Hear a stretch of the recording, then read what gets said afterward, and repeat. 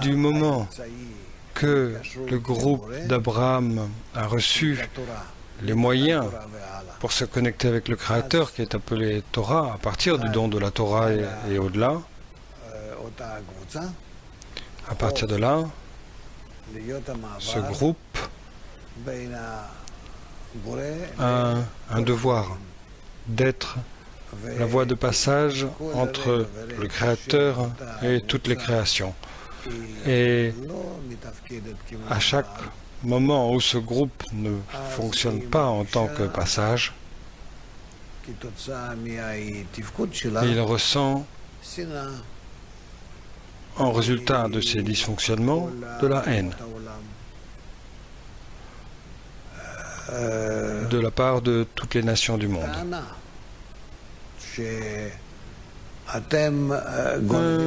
Une réclamation.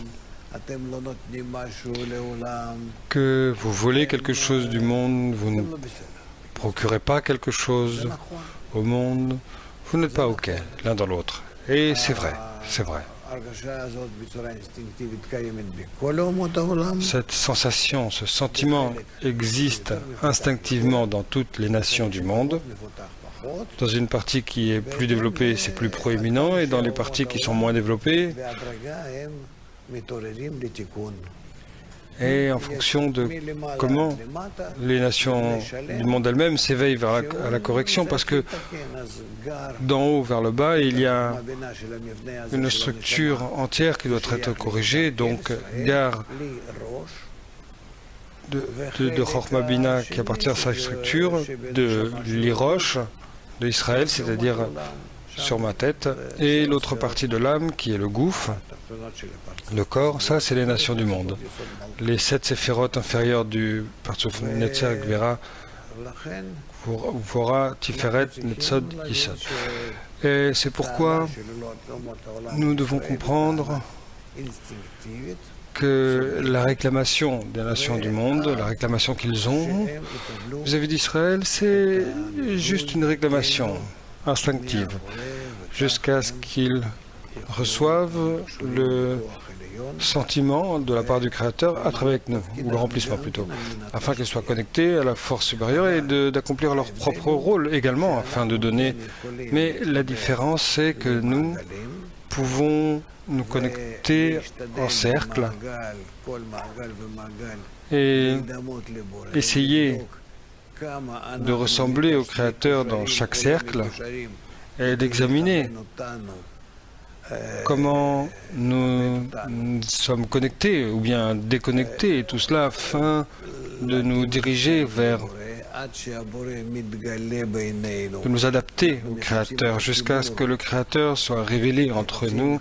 Nous recherchons cette connexion, nous la recherchons dans la dizaine pour être comme un.